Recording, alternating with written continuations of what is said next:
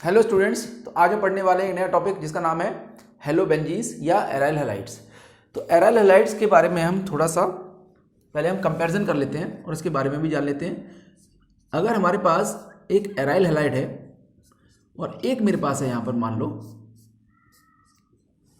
Aromatic halide और एक मेरे पास है एलिफेटिक हैलाइड, अगर मुझे इन दोनों में तुलना करनी हो, इन दोनों में डिफरेंस क्या है, तो सबसे पहला डिफरेंस हम जरा पता करने की कोशिश करते हैं कि कार्बन क्लोरीन का बॉन्ड नॉर्मली पोलर होता है।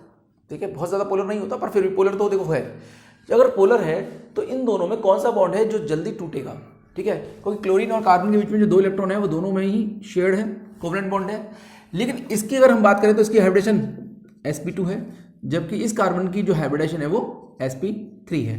ठीक है, तो आप ये बात अच्छी तरह से जानते होंगे कि अगर किसी कार्बन एटम पे हाइब्रिडेशन में चेंज आने लगे, यानी इसमें एस करैक्टर इंक्रीज होने लगे, तो बॉन्ड की स्ट्रेंथ बढ़ने लगती है। क्यों? क्योंकि जब एस करैक्टर बढ़ेगा तो न्यूक्लियस की पकड़ बढ़ेगी इलेक्ट्रॉन्स पे, जिससे क्लोरीन लेके नहीं भाग पाएगा अब इलेक्ट्रॉन को।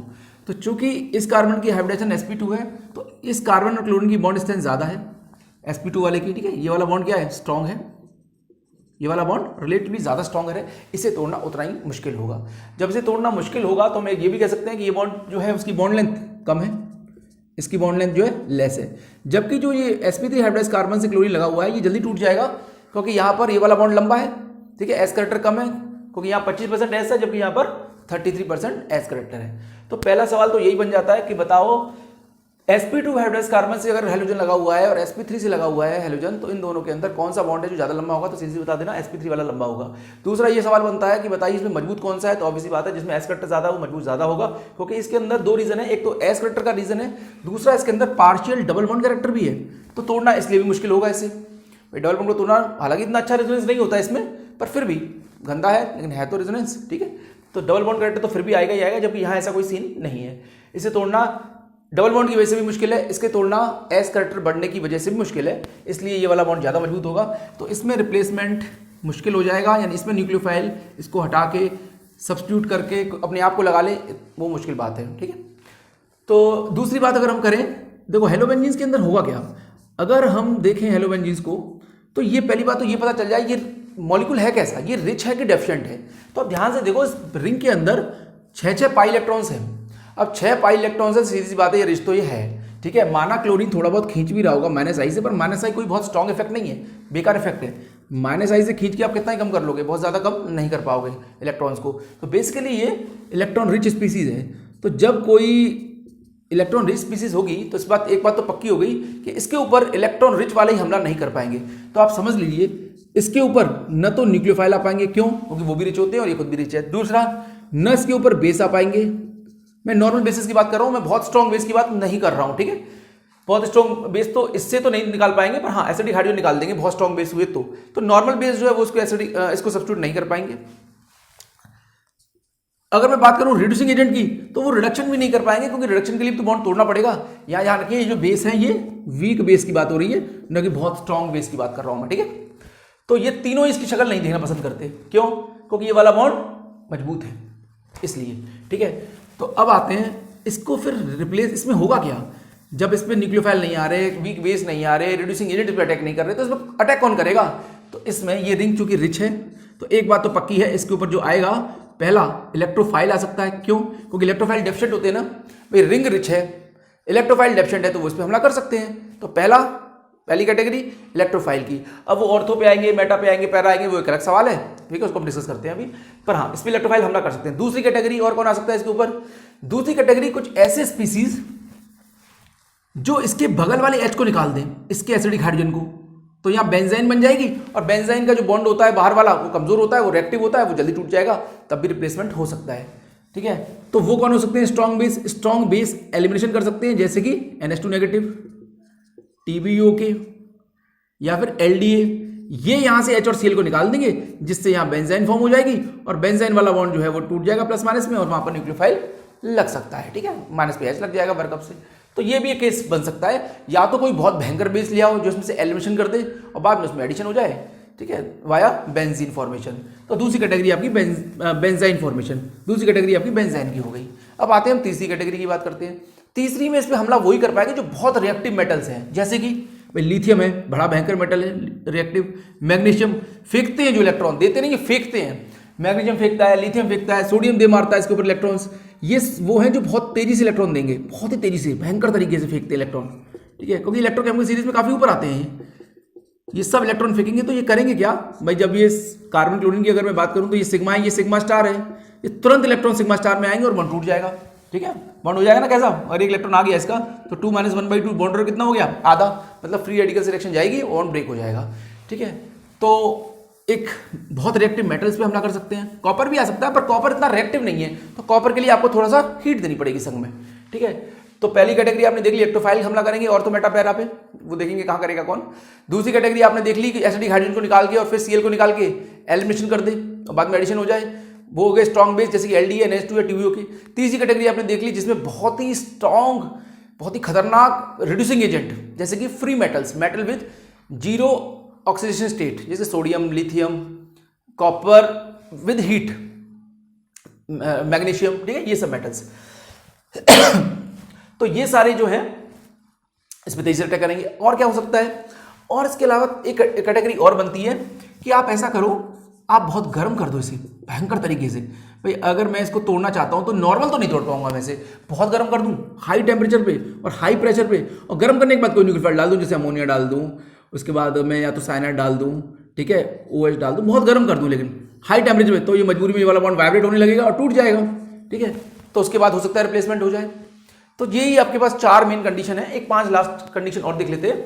एक कंडीशन और बन सकती है, वो क्या है, वो ये है कि मैं यहां पर कोई इलेक्ट्रॉन विड्रॉइंग ग्रुप अटैच कर दूं। भाई जैसे ये लिविंग ग्रुप है, लिविंग ग्रुप है, तो यहां कुछ ऐसा कर दूं जिससे यहां बहुत ज्यादा पॉजिटिव चार्ज डेवलप हो जाए, बहुत ही भयंकर, जिससे न्यूक्लियोफाइल दौड़ा चला है इसकी ओर और इसको रिप्लेस कर दे। तो स्ट्रॉन्ग इलेक्ट्रॉन विड्रॉइंग ग्रुप लगा दो, जैसे कि इसके बगल में लगाना, लेकिन वही स्टेबलाइज कर सकता है, भाई वही खींचेगा ना तब तो प्लस आएगा। तो NO2 लगा दो, साइनाइड लगा दो। भाई यहाँ पर क्या क्या ग्रुप हो सकते हैं, यहाँ पर NO2 हो सकता है, साइनाइड हो सकता है, CH3 हो सकता है, SO3R हो सकता है, SO2R हो सकता है, ठीक है, ये सब हो सकते हैं। और ले लो COR हो सकता है, CHO हो सकता है, ठीक है।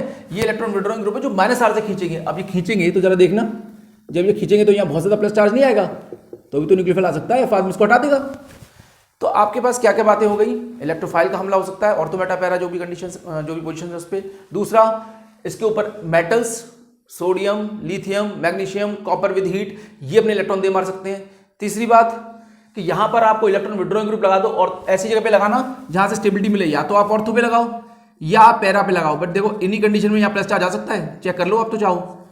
अगर आपने मेटा पे लगाया तो मेटा पे चार्ज ही नहीं आएगा, तो मेटा पे लगाने का कोई फायदा भी नहीं है। यहाँ लगा दूं मैं इसको, देखो मेटा पे, यहाँ लगा देता हूँ, कहीं भी लगा दो, चार्ज आने वाला है ही नहीं। कोशिश कर लो, देखो यहाँ मैं चलाऊंगा, ये इधर आया, ये यहाँ पे आया, देखिए यहाँ पे ऐसा हो जाएगा, यहाँ चार्ज आएगा ही नहीं। आप चाहें कितनी भी ट्राई करके देख लीजिएगा।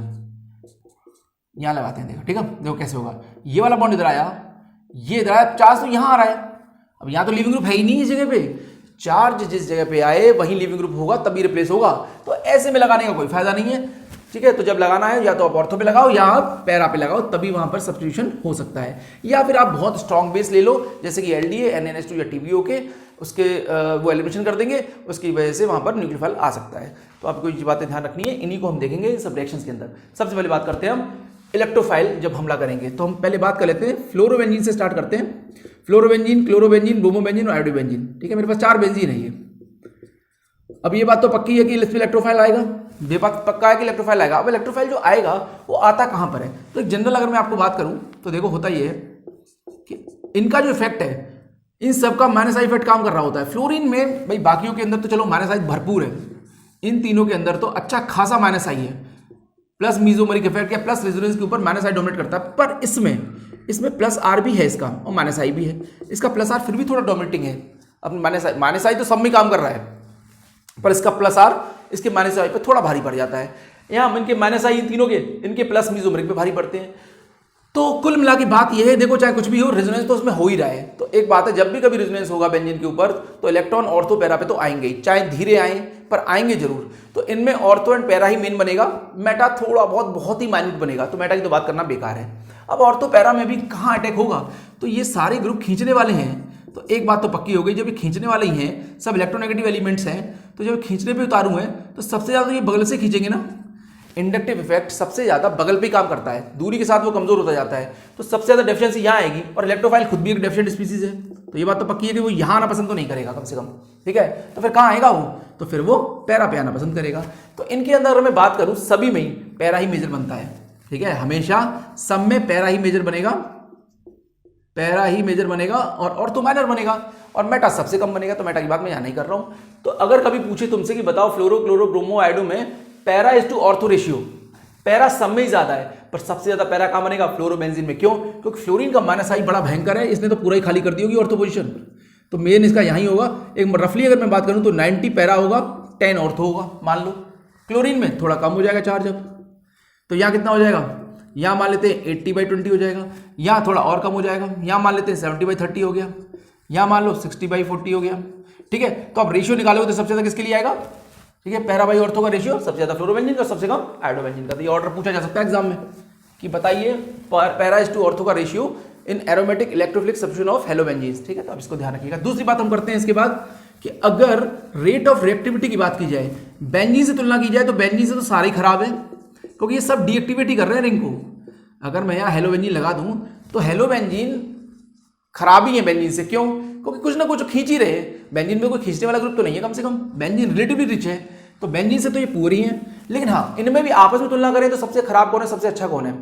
तो अगर हम देखें तो आयोडोबेंजीन में देखो खींचने वाला बिल्कुल नहीं है, जब ये खींचने वाला है ही नहीं तो ये रिलेटिवली रिच रहेगी कि नहीं रिंग, तो इलेक्ट्रोफाइल आराम से आ सकता है ना इसके ऊपर, ठीक है। बाद में फ्लोरीन को थोड़ी देर के भूल जाते हैं हम, फिर ब्रोमीन और क्लोरीन में, फिर ब्रोमीन उसके कम इलेक्ट्रोनेगेटिव है और क्लोरीन सबसे ज्यादा माइनस आई दिखाएगा, तो ये रिंग सबसे ज्यादा डेफिशिएंट होगी, तो इलेक्ट्रोफाइल सबसे धीरे से आएगा इसके ऊपर हमला करने, क्योंकि इलेक्ट्रोफाइल खुद भी डेफिशिएंट है और क्लोरोबेंजीन में क्लोरीन का माइनस आई इफेक्ट है, जिसकी वजह से वो भी डेफिशिएंट हो रही है। पर आप फ्लोरोबेंजीन को उसके हिसाब से तो लास्ट में आना चाहिए था, क्योंकि फ्लोरीन तो सबसे ज्यादा डेफिशिएंट करेगी, लेकिन फ्लोरीन का प्लस आर इफेक्ट भी डोमिनेटिंग होता है इसके प्लस एम के ऊपर, सॉरी मैं इसका प्लस आर इफेक्ट जो है इसकी माइनस आई के ऊपर डोमिनेटिंग होता है फ्लोरोबेंजीन का। तो आप ध्यान रखिएगा, फ्लोरोबेंजीन में प्लस आर होने लगेगा तो इसका मतलब वहां पर प्लस आर के हिसाब से थोड़ा सा ही पहले आ जाएगी, क्योंकि ये एक्टिवेट करेगा ना रिंग को, इतना डीएक्टिवेट नहीं करेगा, ठीक है। तो यहाँ थोड़ा ध्यान रखिएगा, ये बीच में कहीं इंसर्ट हो गई है, ये या तो इस कोने पे होती है या इस कोने पे तो समझ में आता, ये बीच में क्यों आई है, क्योंकि यहाँ प्लस आर आने लगा है इसका, ठीक है। तो थोड़ा सा याद रखिए, गलत हो सकता है ये क्वेश्चन, कहीं फ्लोरीन को लास्ट में लगा दो आप, ठीक है।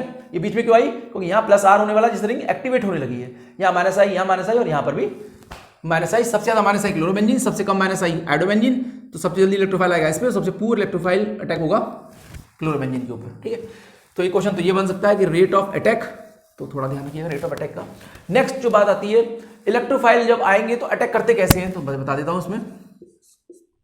इलेक्ट्रोफाइल जब अटैक करते भी हैं तो आप सीधा सीधा, जैसे मान लो यहाँ पर कोई क्लोरोबेंजीन ले ले, तो आप ऑर्थो पे अटैक करा देते हैं हम, इस पे यहाँ प्लस चार्ज आया, यहाँ पर कोई इलेक्ट्रोफाइल लग गया हमारा, ठीक है। उसके बाद ये प्लस चार्ज स्टेबलाइज होगा, घूमेगा पूरा रिंग में, ठीक है। मैं इसको ऐसे बना देता हूँ, पूरे रिंग में घूमा, चक्कर काट रहा है पूरे में, ठीक है।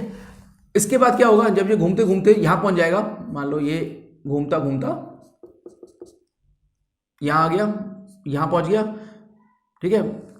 इस तरीके से बाद में यहां एक एच होगा, वो निकल जाएगा एच पॉजिटिव के रूप में, एच पॉजिटिव यहां से निकल जाएगा और डबल बॉन्ड वापस आ जाएगा, एरोमेट सी मॉलिक्यूल रीगेन कर लेगा। ऐसे सेम पैरा के साथ होगा, मेटा में यहां बहुत कम बनेगा प्रोडक्ट, सेम मेटा के साथ भी ऐसे ही होगा, ठीक है। तो इसके अंदर सबसे पहले इलेक्ट्रोफाइल अटैक करता है, जो अटैक कर रहा है इसी को आप आरडीएस बोलते हो, रेट डिटरमिनिंग स्टेप, और जो लास्ट में H+ निकला है एरोमेट सी रीगेन करने के लिए बड़ा फास्ट होता है, ठीक है, उसको आप रेट डिटरमिनिंग स्टेप नहीं करते। अगर मैं इसका ग्राफ प्लॉट करूं तो ग्राफ कुछ, हाँ, ये जो कॉम्प्लेक्स बना था ना बीच में, उसको हम कहते हैं व्हीलेंट कॉम्प्लेक्स।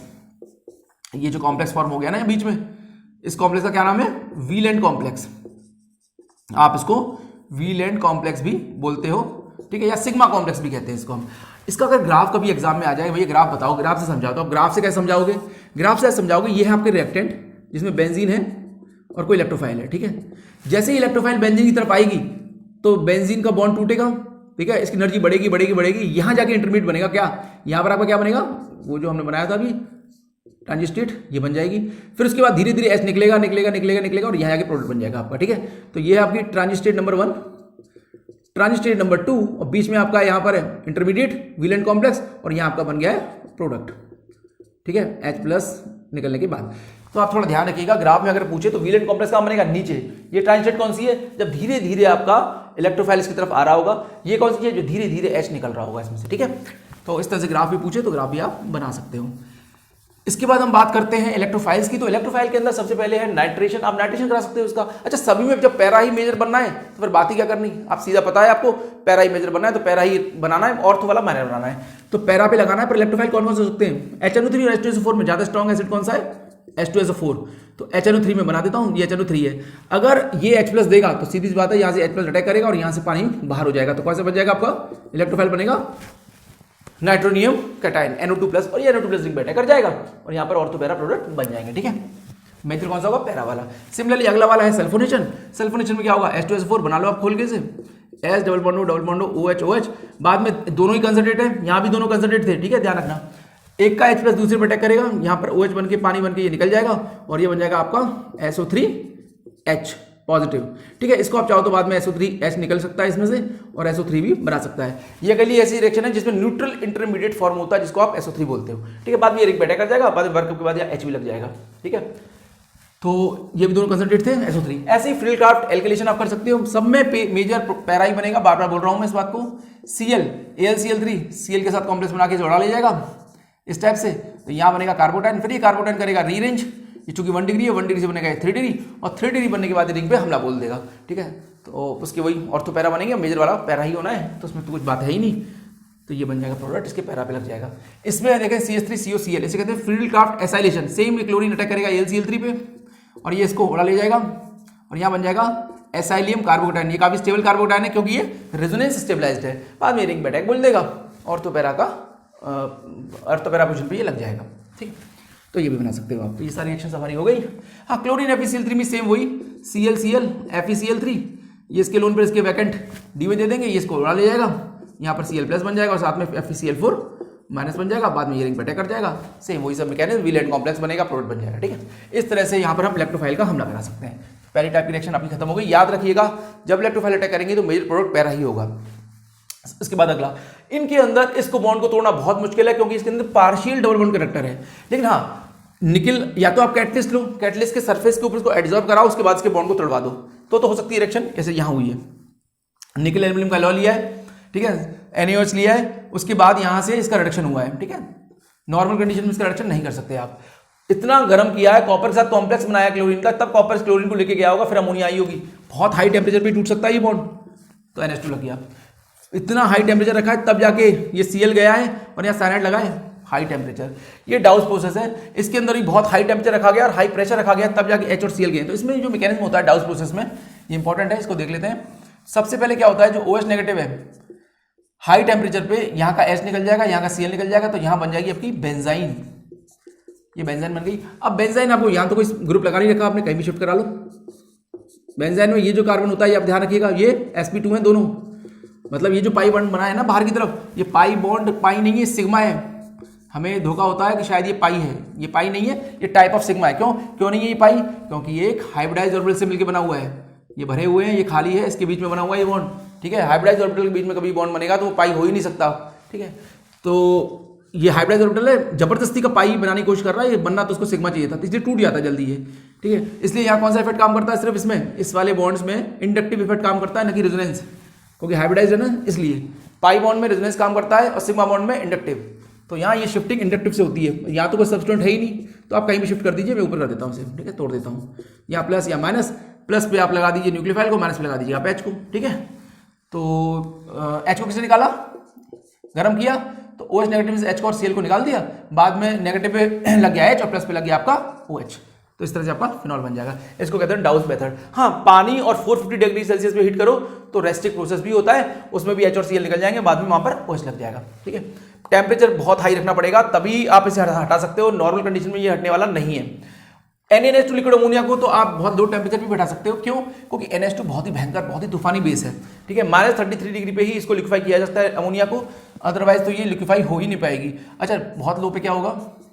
बहुत लो टेम्परेचर पे ये लिक्विफाई हो जाएगी, बाद में यहाँ पर जो Cl है, यहाँ का H को, इस H को किसने निकाला? NH2 नेगेटिव है। क्यों? और बड़ी भयंकर बेस है ये, LDA NaNH2 और TBO के तीनों ही खतरनाक बेस है।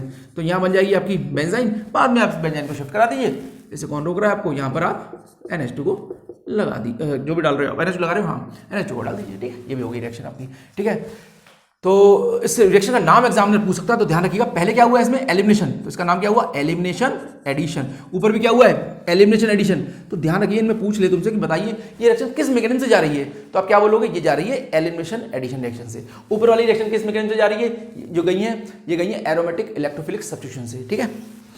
तो नेक्स्ट हम बात करें इसमें, हाँ कई बार ये भी पूछ लेता है वो, इसके अंदर बताइए KH/KD की वैल्यू कितनी आएगी। ये प्राइमरी काइनेटिक आइसोटोपिक इफेक्ट दिखाया गया है, सेकेंडरी। तो अब ध्यान रखिएगा, रेट डिटरमिनिंग स्टेप के अंदर तो CH बॉन्ड टूटा ही नहीं है भाई, लास्ट में टूटा है CH बॉन्ड एरोमेटिसिटी रीगेन करने के लिए।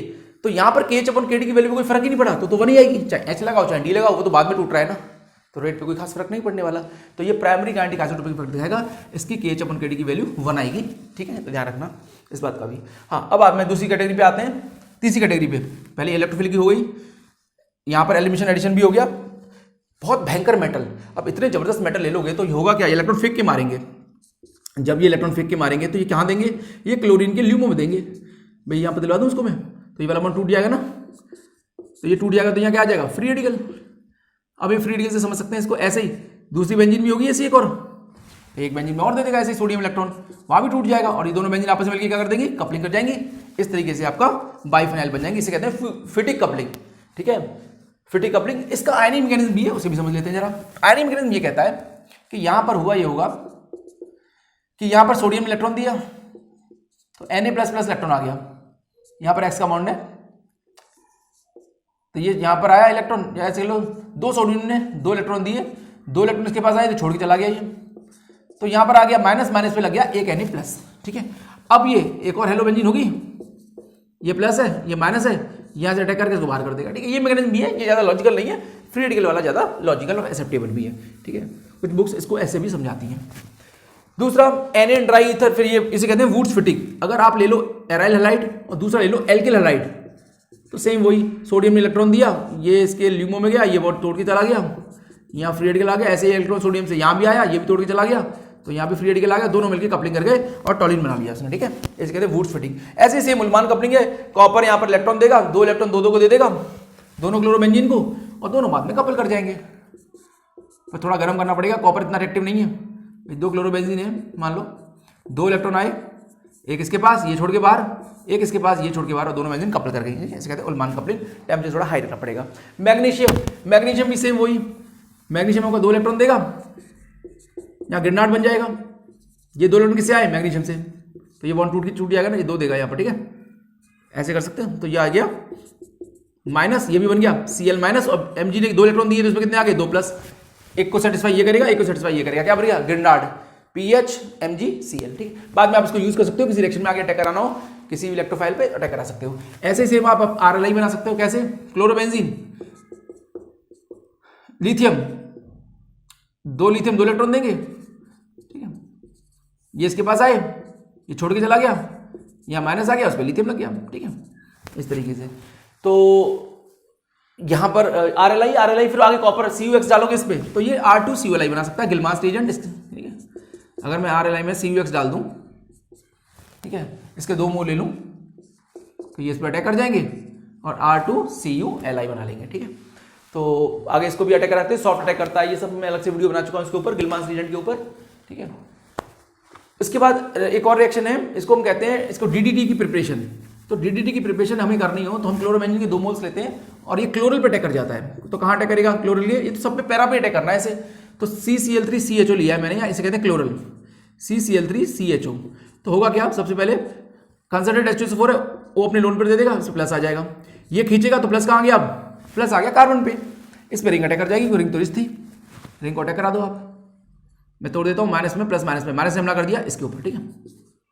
तो यहाँ अटैक हो गया, यहाँ पे लग गया C से OH और C से लगे हुए आपके 3 Cl, यहाँ प्लस है, बाद में यहाँ का H निकल जाएगा और डबल बॉन्ड वापस आ जाएगा, ठीक है, डबल बॉन्ड आपका वापस आ गया।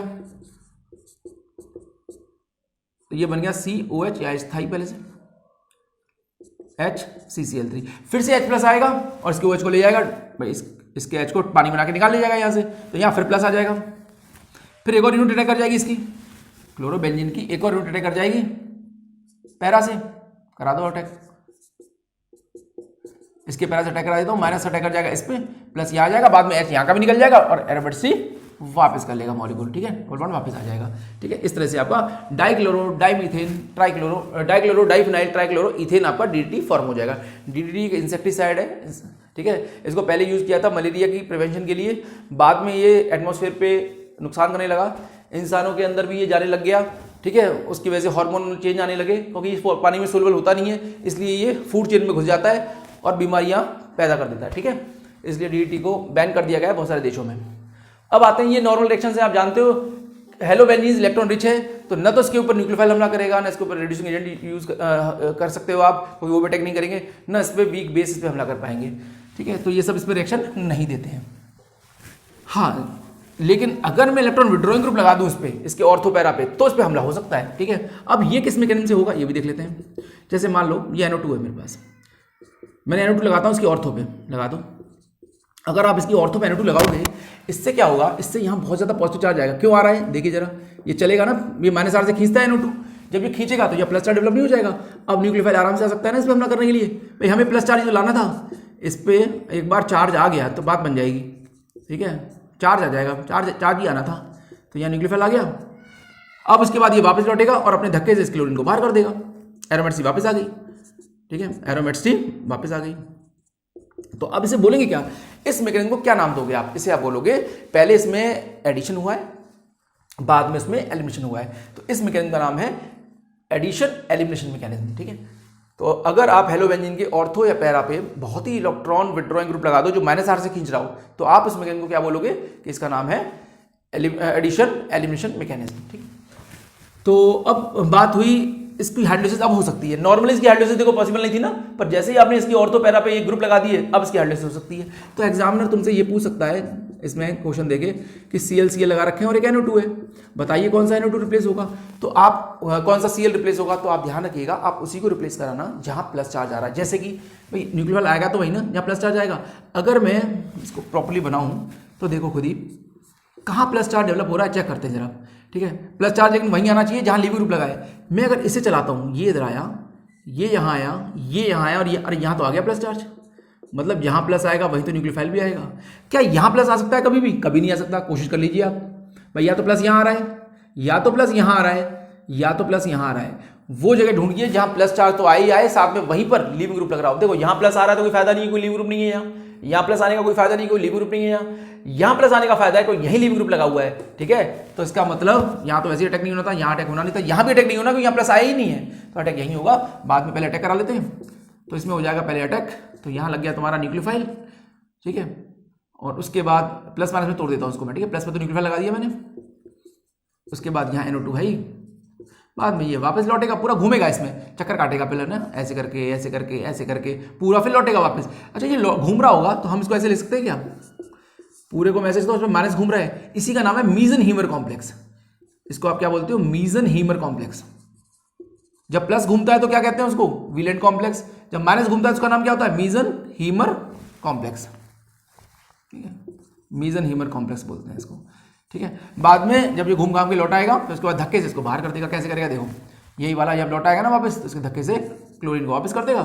तो इस मैकेनिज्म का नाम क्या हो गया, इसका नाम हो गया आपका एडिशन एलिमिनेशन मैकेनिज्म। देखो कौन सा क्लोरीन रिप्लेस हुआ, तो ध्यान रखिएगा आप जरा कि हमला वहीं कराना, इलेक्ट्रॉन विड्रॉइंग ग्रुप लग रहे हों और एक से ज़्यादा हेलोजन हो, लीविंग ग्रुप हो, तो आप वहीं अटैक कराइएगा जिस जगह पे प्लस चार्ज तो आ ही रहा हो और जिस जगह पे लीविंग ग्रुप भी लग रहा हो। कहीं और अटैक मत करा देना, वरना क्वेश्चन गलत हो जाएगा, ठीक है। तो इस तरह से क्वेश्चन यहाँ पर फ्रेम किए जा सकते हैं। अब रही रेट की, बताइए हाइड्रोलिसिस किसकी तेज होगी किसकी धीरे होगी, ठीक है। तो अगर बात करें, देखो जितना ज़्यादा आप इलेक्ट्रॉन विड्रॉइंग ग्रुप लगाओगे उतना ज़्यादा पॉजिटिव चार्ज डेवलप होगा, उतनी तेजी से पानी इस पर हमला करने आएगा। तो देखिए 3-3 ग्रुप लगा रखे हैं मैंने यहाँ पर, तो इसका रेट सबसे तेज होगा कि नहीं भाई, 3-3 -R वाले ग्रुप, इससे अच्छा तो कुछ हो नहीं सकता, ठीक है। -R, इसका भी -R, इसका भी -R, उसका भी -R। फिर आपने 2 -R लगा दिए, अब ये अच्छा है, मतलब ये सबसे अच्छा था, फिर इसके बाद इसका नंबर आएगा। इसके बाद एक -R, तो थोड़ा -I भी होगा, यहाँ कोई पास में तो है, तो -R -I है तो भी ठीक है।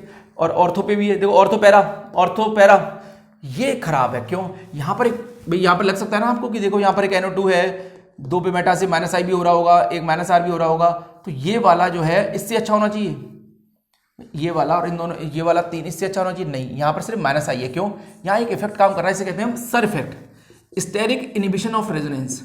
जब आप भारी भारी ग्रुप एक साथ लगा दोगे, मैंने अलग से वीडियो बना रखा है इसके ऊपर कि सल्फेट कौन कौन से ग्रुप देते हैं, आप उसे देख सकते हो, जिसको समझ में नहीं आई सल्फेट क्या है। तो ये 3 ग्रुप भारी भारी हैं, ये जब टकराएंगे आपस में तो टकराने की वजह से, स्टैटिक हिंडेंस की वजह से ये आउट ऑफ प्लेन चला जाते हैं इसमें से ग्रुप्स, या कह सकते हो फ्लोरीन हिल जाती है अपने प्लेन से। अगर प्लेनिटी डिस्टर्ब होगी तो रेजोनेंस काम नहीं करेगा इसमें, ठीक है, इसे कहते हैं स्टेरिक एमिशन ऑफ रेजोनेंस, ठीक है। ज़्यादा बल्कि ग्रुप अगर अगल बगल में लगा दोगे तो क्लैशिंग होगी, क्लैशिंग से इनकी प्लेनिटी, ये प्लेन से हट जाएंगे, और प्लेन से अगर हट गई है तो ये बेंजीन के प्लेन के साथ रेजोनेंस में नहीं आ पाएंगे। तो सिर्फ क्या काम करेगा, अब सिर्फ माइनस आई काम करेगा इसके साथ, और जब माइनस आई तो वैसे ही वीक होते हैं, ठीक है। तो यहाँ कम से कम एक रेजोनेंस तो था, या सिर्फ 3 माइनस आई हैं, एक रेजोनेंस भारी है, सब बहुत सारे माइनस आई के ऊपर भी, ठीक है, इसलिए ये पीछे आया है। अब यहाँ तो सिर्फ माइनस आई रह गया, 2 माइनस आई, और यहाँ पर सिर्फ 1 माइनस आई। माइनस आई खराब होते हैं, माइनस आई से वैसे ही रिप्लेसमेंट आसानी से नहीं होता, हमें चाहिए ज़्यादा से ज़्यादा माइनस आर वाले ग्रुप लगे, वो भी ऑर्थो एंड पैरा पे, ठीक है, तो न्यूक्लियोफाइल जल्दी अटैक करेगा। अब हम बात करें इसकी ऊपर वालों की, सबसे स्ट्रॉन्गली कौन खींचता है, NO2। NO2 ज़्यादा खींचेगा ना तो जल्दी आएगा ना या प्लस चार्ज, दौड़ा आएगा ना पानी। SO2Me थोड़ा धीरे खींचेगा, थोड़ा कम आएगा चार्ज। साइनाइड और थोड़ा धीरे खींचेगा, थोड़ा और कम चार्ज आएगा। COR और थोड़ा धीरे खींचेगा, थोड़ा और कम चार्ज आएगा। तो ठीक है, तो जैसे जैसे आप ग्रुप्स लगाते जाओगे, खींचने वाले कम करते जाओगे, तो रेट भी उसका धीरे होता जाएगा। तो सबसे तेजी से हमला किस पे हुआ है, जब NO2 लगाया, और सबसे धीरे हमला कब हुआ, जब कीटोन लगाया। अच्छा, साइनाइड पहले क्यों आया, क्योंकि साइनाइड sp हाइब्रिडाइज्ड कार्बन है और नाइट्रोजन की भी हाइब्रिडाइजेशन sp है, ये तेजी से खींचते हैं रिंग से इलेक्ट्रॉन्स, ठीक है। ये तो ज़्यादातर इसमें तो 2 O है, सल्फर के D हैं, इसलिए खींच रहा है। NO2 तो आपको 3 इलेक्ट्रोनेगेटिव एटम है, इसलिए ज़्यादा माइनस आर होता है इसका। उसके बाद अगर हम फ्लोरीन, क्लोरीन, ब्रोमीन लगा दें तो क्या होगा, तो हम इस बार हमने NO2 तो फिक्स कर दिया, इस बार हमने फ्लोरीन, क्लोरीन और ये लगा दिया। तो देखो अब हम देखेंगे इस बार फ्लोरीन क्लोरीन में तुलना कर लेते हैं, ब्रोमीन तो अपने आप समझ में आ जाएगा। यहाँ NO2 लगा दिया मैंने, यहाँ चार्ज तो दोनों ही आ रहे हैं, हम इससे पता नहीं कर पाएंगे, क्यों, क्योंकि NO2 यहाँ भी है, NO2 यहाँ भी है, तो ये खींचेगा, ठीक है, चलो ये ऐसे खींचेगा, ये ऐसे जाएगा, प्लस यहाँ भी आ रहा है, प्लस यहाँ भी आ रहा है। अब सवाल ये है कि प्लस ज़्यादा कहाँ आएगा, जहाँ प्लस ज़्यादा आया पानी भी वहीं जल्दी आया। तो प्लस ज़्यादा कहाँ आएगा, फ्लोरीन वाले केस में। क्यों आएगा, क्योंकि फ्लोरीन का माइनस आई होता है ना, तो फ्लोरीन खींचेगा तो यहाँ प्लस नहीं डेवलप होगा। फ्लोरीन अगर बॉन्ड के इलेक्ट्रॉन्स को अपनी तरफ खींचेगा तो यहाँ प्रोटॉन्स बढ़ते चले जाएंगे इस कार्बन पे, क्योंकि यहाँ के इलेक्ट्रॉन ऊपर जा रहे हैं, तो उस पर प्रोटॉन ज़्यादा हो जाएंगे ना, तो प्लस चार्ज ज़्यादा हो जाएगा, प्लस ज़्यादा हुआ तो पानी यहाँ दौड़ा चला आएगा हमला करने के लिए, और इसकी रिप्लेसमेंट जल्दी हो जाएगी, ठीक है। तो फ्लोरोबेंजीन से पहले, फिर क्लोरो, फिर ब्रोमो और आयोडो होता तो वो पीछे आता सबसे। तो आप इस ऑर्डर को भी ध्यान रखिएगा, ये सब इंपॉर्टेंट ऑर्डर है, ठीक है। अब अगर इस बात को देखें, देखो अजीब बात देखिए कि जब हम एक ग्रुप लगाते हैं, जब हम क्लोरोबेंजीन में NaOH डाला कुछ भी नहीं हुआ, जैसे ही आपने एक NO2 लगाया अब वाटर इस पे आना शुरू कर देता है। टेम्परेचर अब भी देना पड़ेगा, ऐसा नहीं है कि बिल्कुल टेम्परेचर नहीं देना पड़े, टेम्परेचर देना पड़ेगा। मान लेते हैं इसके आसपास जो टेम्परेचर होता है 350 डिग्री होता है, ठीक है, जो देना पड़ता है। जैसे ही आपने 2 लगाए, अगर मैं 2 लगा दूं ना तो 2 से टेम्परेचर और कम हो जाएगा, 95 हो जाएगा। मतलब अब आपको रिप्लेसमेंट करना है क्लोरीन का तो सिर्फ 95 पे कर सकते हो आप। कितनी कम मेहनत करनी पड़ रही है, क्यों, क्योंकि ये -R से इसको डेफिशिएंट करते जा रहे हैं। अब पानी यहाँ पर आराम से आ सकता है। अब यहाँ 95 डिग्री सेल्सियस पे ही रिप्लेसमेंट हाइड्रोलिसिस आराम से हो सकती है। कोई भी न्यूक्लियोफाइल आ सकता है, मैं यहाँ हाइड्रोलिसिस बता रहा हूँ तुम्हें। अगर मैं 3 लगा दूँ तो और अच्छा हो जाएगा। अब तो ये रूम पे ही हो जाएगी रिएक्शन, अब तो ये रूम पर ही हो जाएगी रिएक्शन। थोड़ा गर्म कर दो, काम खत्म। हल्का सा वार्म करना है बस, ठीक है, थोड़ा सा, तो ये वार्म करने पे हो जाएगी, रूम पे ही रिप्लेसमेंट हो जाएगा यहाँ, ठीक है। तो कितनी अजीब बात है, जितने इलेक्ट्रॉन विड्रॉल ग्रुप लगाते हो वो भी ऑर्थो एंड पैरा पे, तो आराम से यहाँ पर हाइड्रोलिसिस हो जाती है, ठीक है। तो ये सारी बातें यहाँ पर हो गई। अब आते हैं हम, अच्छा यहाँ पर अगर मैं बेंजीन के मैकेनिज्म की बात करूँ, ये तो चलो बेंजीन का नहीं था। अच्छा, इस मैकेनिज्म का नाम क्या था, इसका नाम था, पहले इसमें क्या हुआ है एडिशन, देन इसमें क्या हुआ है एलिमिनेशन। जबकि NaNH2 TbO के LDA वाला जो ये केस था, इसमें NaNH2 की जगह और क्या हो सकता है, इसकी जगह आप चाहो तो LDA ले सकते हो, या फिर आप यहाँ पर TbUOK भी ले सकते हो। फिर LDA के बाद आपको क्या डालना पड़ेगा यहाँ पर, अमोनिया। TbO के बाद भी आपको क्या डालना पड़ेगी, अमोनिया, तब यहाँ NH2 लगेगा, ठीक है। इसका नाम क्या था इसमें, एलिमिनेशन एडिशन। ये जो हम बात कर रहे हैं क्लोरीन के पैरा पे ऑर्थो पे इलेक्ट्रॉन विड्रॉल ग्रुप लगा के, तो इसका नाम क्या है, इसका नाम है एडिशन एलिमिनेशन मैकेनिज्म, या इसको ArSN2 भी बोलते हैं। इन सबको हम क्या बोलते हैं, AR, इन सबको आप ArSN2 भी बोल सकते हो। इसको आप क्या बोलोगे, इसका नाम तो चलो वही है एलिमिनेशन एडिशन।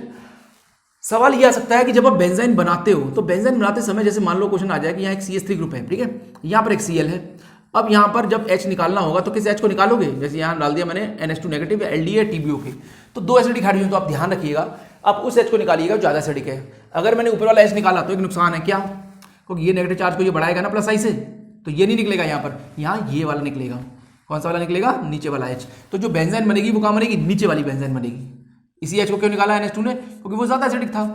तो ये एच और ये Cl निकल जाएंगे, ये बेंजीन बनेगी। अब ये बात ध्यान रखिएगा, ये पाई नहीं है, सिग्मा बॉन्ड ही है। आपके मन में दिमाग में होना चाहिए कि ये पाई बॉन्ड नहीं है। अगर हमने पाई सोचा तो गड़बड़ हो जाएगा सारा, ये सिग्मा है क्योंकि ये बना है हाइब्रिडाइज्ड ऑर्बिटल में।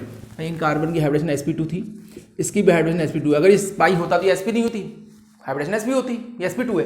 तो सिग्मा है ये, तो सिग्मा में तो इंडक्टिव काम करेगा। तो देखो धक्का कैसे पड़ रहा है, ऐसे नहीं पड़ रहा, तो शिफ्टिंग नीचे होगी, मतलब ये ऐसे टूटेगा। तो न्यूक्लियोफाइल यहाँ आएगा, आप ध्यान रखिएगा इस बात में, ठीक है। अगर कभी इसमें रिएक्शन करा नहीं हो। अच्छा, यहीं पर अगर मैं इलेक्ट्रॉन विड्रॉइंग ग्रुप लगा दूँ फिर क्या होता? अगर मैं यहाँ लगा दूँ OMe और यहाँ Cl ले लूँ और यहाँ डाल दूँ अब मैं NH2 नेगेटिव LDA TBO की, तो क्या होता? अब ये वाला H और HA और HB में कौन ज़्यादा एसिडिक है? ऑब्वियसली बात है HA ज़्यादा एसिडिक है। क्यों? क्योंकि वो इसलिए क्योंकि यहाँ पर नेगेटिव चार्ज को ये माइनस आई स्टेबिलिटी देगा, क्योंकि Cl का माइनस OMe का माइनस आई होता है ना, ठीक है। तो इस बार बेंजाइन ऊपर की तरफ बनेगी और एक बार बेंजाइन बन गई फिर उसके बाद आप जानते हो ये जो पाई बॉन्ड है नहीं, ये सिग्मा है एक्चुअल में, ये अलग पाई जैसा रहा है। अब OMe का कौन सा इफेक्ट होता है? माइनस आई, तो ये खींचेगा तो सिग्मा को ऊपरी तरफ खींचेगा, तो प्लस यहाँ आएगा माइनस यहाँ आएगा, ठीक है। तो न्यूक्लियोफाइल यहाँ आएगा और माइनस पे H लगा दीजिएगा। तो आपको ये पहली बात पता होनी चाहिए कि आप इन पाई बॉन्ड्स को कैसे बनाओगे और फिर इसको कैसे शिफ्ट करोगे बेंजाइन के अंदर, ठीक है। हाँ, बेंजाइन एक जगह पे बन भी नहीं सकती। अगर मैं इन पोजीशन को ब्लॉक कर दूं, मान लो मैं इस क्लोरीन के साइड में यहाँ भी OMe लगा दूं, यहाँ भी OMe, अब यहाँ H ही नहीं है, तो ऐसे में रिएक्शन हो ही नहीं सकती, ठीक है। ऐसे में रिएक्शन फेल हो जाती है। इसके बाद आते हैं हम हेलोबेंजीन बना कैसे सकते हैं। अगर सवाल आए कि हेलोबेंजीन फॉर्म कर रही है आपको, तो आप कैसे बनाओगे हेलोबेंजीन? हम आराम से बना सकते हैं। क्या क्या तरीके हैं? देखो, Cl2 में AlCl3 डाल दो, AlCl3 Cl को ले जाएगा, FeCl3 Cl को ले जाएगा तो Cl प्लस मिल जाएगा। Br2 के संग Fe डाल दो तो भी Br प्लस मिलता है। FeBr3 Br को ले जाएगा तो Br प्लस मिलेगा। Br2 तो Br प्लस का सोर्स होता ही है। Br2 में पानी डाल दो तभी Br मिल जाएगा, ब्रोमोबेंजीन बन जाएगी। Br2 में एसिड डाल दो, एसिटिक एसिड तो भी बन जाएगा। AlCl3 Cl को ले जाएगा तो I प्लस मिल जाएगा, I इस पे अटैक कर जाएगा। तो इस तरीके से आप X यहाँ पर कोई भी हो सकते हैं, या क्लोरोबेंजीन, ब्रोमोबेंजीन, आयोडोबेंजीन। आयोडोबेंजीन में थोड़ा ध्यान रखना होता है, कई बार हम जब आयोडोनेशन करा रहे होते हैं तो आयोडोनेशन में I लग तो जाता है, पर I कमजोर होने की वजह से कार्बन और I का बॉन्ड वो निकल भी सकता है। तो इसलिए हम डालते हैं इसमें ऑक्सीडाइजिंग एजेंट, जैसे कि नाइट्रिक एसिड या HiO3, या तो कई बार HiO3 ऐड कर देते हैं हम, ताकि जो I नेगेटिव जो है भाई, अगर HiO3 डाल दोगे तो ये I नेगेटिव क्या कर देगा? ऑक्सीडेशन, तो I2 बन जाएगा ना, ठीक है। तो रिवर्सिबिलिटी को रोकने के लिए कहीं ऐसा ना हो कि I लग गया हो वापस निकल जाए उसमें से, ठीक है। क्योंकि ऐसा होता है कि जब हम आयोडोनेशन कराते हैं तो I लग तो जाता है, ठीक है, और I का निकलने के चांस भी बनते हैं। तो I नेगेटिव जो बना है इसके संग एक I नेगेटिव तो होगा, उस I नेगेटिव का ऑक्सीडेशन कर दो आप, तुरंत I2 बना दो ताकि वो लग ही ना पाए इससे कभी, ठीक है। तो उस तरीके से भी जा सकते हो आप, इस तरीके से भी इसको लगा सकते हो। उसके बाद नाइट्रेशन एक और तरीका है, पहले आप नाइट्रेशन करा दीजिए इसका बेंजीन का, तो बन जाएगी नाइट्रोबेंजीन। नाइट्रोबेंजीन का आप करा दीजिए 10HCl तो बनाएगा एनिलीन, रिडक्शन हो जाएगा इसका। रिडक्शन के बाद आप Na2HCl, इसकी बन जाएगी N2Cl, diazonium salt, N2 plus Cl negative. उसके बाद N2 को थोड़ा टेम्परेचर 0 डिग्री रखना, वरना ये उड़ के भाग जाएगी और यहाँ फिनॉल बन जाएगा, तो टेम्परेचर लो रखना। अगले स्टेप में आप डालोगे CuCl2, इसे कहते हैं सेंडमियर रिएक्शन। CuCl डालोगे तो Cl नेगेटिव मिलेगा, ये भी सेंडमियर है, CuBr वाली, CuCN वाली भी सेंडमियर है। ये HbF4 और Ki को सेंडमियर में नहीं रखते हम, क्योंकि यहाँ गर्म करना पड़ता है आपको और थोड़ा अलग टेम्परेचर। कहीं भी आप CuI और HI से नहीं बना सकते, इसे थोड़ा ध्यान रखिएगा। ये सेंडमियर से आप आयोडीन को नहीं लगा सकते, ठीक है। यहाँ पर Ki और हीट करनी पड़ती है अगर आपको आयोडीन लगानी है। तो यहाँ पर ये ऊपर की 3 है, तो यहाँ क्लोरोबेंजीन, ब्रोमोबेंजीन, साइनोबेंजीन बन जाएगी और यहाँ पर फ्लोरोबेंजीन और आयोडोबेंजीन बन जाएगी, ठीक है। मतलब ये N2Cl उड़ के चली जाएगी, ये N2 प्लस Cl नेगेटिव है, ये उड़ के चली जाएगी। यहाँ एक बार क्लोरीन लग जाएगी, एक में ब्रोमोबेंजीन, एक में साइनाइड लग जाएगी, यहाँ फ्लोरीन लग जाएगा और यहाँ पर आयोडीन लग सकता है। HCl के संग अगर हम O2 और CuCl2 डालें तो O2 जो होती है ऑक्सीजन इसका कर देगी ऑक्सीडेशन, तो यहाँ मिलेगा आपको HOCl। और बेंजीन में अगर HOCl डालें तो OH माइनस होता है Cl प्लस, तो आराम से Cl पे अटैक कर सकता है, क्लोरोबेंजीन फॉर्म कर सकता है, तो यह क्लोरोबेंजीन बन जाएगा। बाद में जो OH है हाई टेम्परेचर पे इसको रिप्लेस कर सकता है और फिनॉल बना सकता है। भाई अगर मैं OH नेगेटिव ले लूँ और थोड़ा गर्म कर दूँ तो यहाँ फिनॉल बन जाएगा और साथ में आपका HCl बन जाएगा, और ये HCl रीयूज हो सकता है बाद में। तो ये रिएक्शन का भी काम किए, ठीक है। इसको वापस से आप जो रिएक्टेंट मिल रहा है आपको वापस से आप यूज कर सकते हो इसके अंदर। लास्ट में आपकी यही इसे कहते हैं हुन्स डिकर रिएक्शन। इस रिएक्शन का नाम है हुन्स डिकर रिएक्शन। हुन्स डिकर रिएक्शन के अंदर एग्जामिनर पूछता है कि बताइए कौन सा इंटरमीडिएट बनता है, तो ध्यान रखिएगा आप, यहाँ फ्री रेडिकल फॉर्म होता है। तो इसमें होता कैसे है, CO2H है तो COO माइनस इसमें अटैक कर जाएगा किस पे, Ag पे, OH यहाँ से निकल जाएगा तो बन जाएगा COOAg, COAg बन गया। फिर उसके बाद Br2 डाला गया है, ये अटैक कर जाएगा Br2 के होमो में, तो ये आपका सॉरी ल्यूमो में, तो ये Br नेगेटिव यहां से चला जाएगा, तो ये बन जाएगा आपका C double bond O Br। इस तरीके से बाद में ये वाला बॉन्ड फ्री रेडिकल में टूट जाएगा, CO अलग Br अलग, C double bond O free radical अलग हो जाएगा, Br फ्री रेडिकल अलग हो जाएगा। अब क्या होगा इसके बाद, उसके बाद थोड़ा ध्यान रखने वाली चीज ये है कि जो यहां से CO2 गैस भी उड़ जाएगी फ्री रेडिकल में, तो ये बन जाएगा आपका बेंजीन फ्री रेडिकल। ये जो बेंजीन फ्री रेडिकल है ये वापस आपका रिएक्टेंट है ना स्टार्टिंग का, उसके Br पे अटैक कर जाएगा, COOBr, ये अटैक कर जाएगा Br पे, ये यहाँ से बाहर, और इस तरीके से आपकी फ्री रेडिकल रिएक्शन चलती जाएगी क्योंकि ये जो बना है ना ये स्टार्टिंग से फिर बन गया ना आपका CO, फिर यहाँ CO2 उड़ जाएगी, फिर फ्री रेडिकल बन जाएगा, और ये कंटिन्यू होता रहेगा। इस तरह से आप ब्रोमो बेंजीन बना सकते हो हुंस डिकर से भी। तो ध्यान रखिएगा टेम्परेचर वगैरह, और इसके अंदर इंटरमीडिएट क्या फॉर्म होता है, इसके अंदर फ्री रेडिकल इंटरमीडिएट फॉर्म होता है। तो ये सारी रिएक्शंस थी हेलो बेंजीन की या एराइल हैलाइड की, ठीक है। नेक्स्ट वीडियो में देखेंगे कुछ नई रिएक्शंस, ठीक है। तब तक के लिए थैंक यू।